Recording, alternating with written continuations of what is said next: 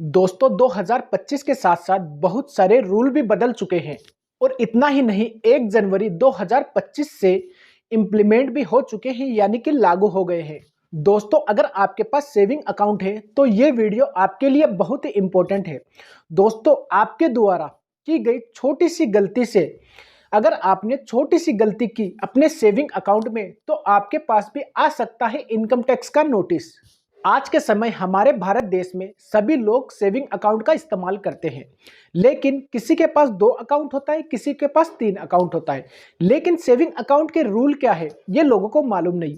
आप saving account use करते हैं तो आपको आरबीआई के रूल का मालूम होना बहुत जरूरी है।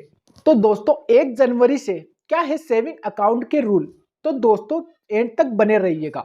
अगर दोस्तों आप चैनल पर नए हैं तो चैनल को जरूर सब्सक्राइब करिएगा। तो चलिए आगे बढ़ते हैं। दोस्तों सबसे पहले बात करते हैं कि एक फाइनेंशियल ईयर में आप अपने सेविंग अकाउंट में कितने पैसे डिपॉजिट करा सकते हैं, जमा करा सकते हैं। दोस्तों अगर आपके पास 1 सेविंग अकाउंट है या 2 सेविंग अकाउंट है या 10 सेविंग अकाउंट है तो इनकम टैक्स द्वारा यह बताया गया है कि 1 जनवरी 2025 से आप अपने सेविंग बैंक अकाउंट में 10 लाख रुपए मैक्सिमम जमा करवा सकते हैं। बात मैं कैश जमा की कर रहा हूं, बाकी यूपीआई, एनएफटी, आरटीजीएस की नहीं। अगर दोस्तों एक फाइनेंशियल ईयर में आप 10 लाख रुपए से ज्यादा कैश डिपॉजिट कराते हैं और अगर आप आईटीआर फाइल नहीं करते तो फिर आएगा आपके पास इनकम टैक्स का नोटिस। अगर आपके पास 1 सेविंग अकाउंट है या 2 सेविंग अकाउंट है, सभी सेविंग अकाउंट की जो लिमिट है कैश डिपॉजिट करने की वो 10 लाख रुपए है। आप एक पेन नंबर पर सिर्फ 10 लाख रुपए ही जमा कर सकते हैं, उससे ज्यादा नहीं। इसके अलावा दोस्तों हम बात करते हैं कि एक फाइनेंशियल ईयर में आप कितना कैश विड्रॉल कर सकते हैं।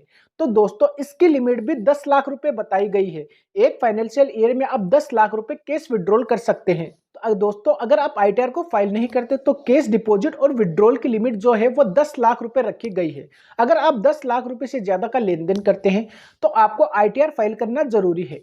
अब दोस्तों हम बात करते हैं कि यूपीआई, फोन पे, गूगल पे के माध्यम से आप कितना रिसीव कर सकते हैं, कितना पेमेंट कर सकते हैं।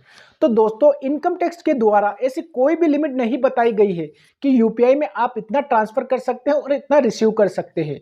दोस्तों आपको इनडायरेक्ट रूप से बताता हूं, अगर एक फाइनेंशियल ईयर में आप यूपीआई के माध्यम से 10 लाख रुपए डिपॉजिट करते हैं यानी 10 लाख रुपए रिसीव करते हैं और 10 लाख रुपए का पेमेंट करते हैं तो दोस्तों आपके पास फिर आ गया इनकम टैक्स का नोटिस। अगर आप दोस्तों इनकम टैक्स रिटर्न को फाइल नहीं करते तो आपको इनकम टैक्स का भी नोटिस आ सकता है और जीएसटी की लिमिट क्रॉस होने पर, टर्नओवर की लिमिट क्रॉस होने पर उसका भी नोटिस आपको मिल सकता है। अब दोस्तों हम देखते हैं कि 1 साल में आप कितनी एफडी करा सकते हैं सेविंग अकाउंट में। तो दोस्तों ध्यान रहे 1 साल में आप चाहे आपका 1 सेविंग बैंक अकाउंट हो या 2 सेविंग बैंक अकाउंट है तो आप 10 लाख रुपए तक की एफडी 1 साल में करवा सकते हैं। अब दोस्तों बात करते हैं कि एक व्यक्ति कितने सेविंग अकाउंट रख सकता है।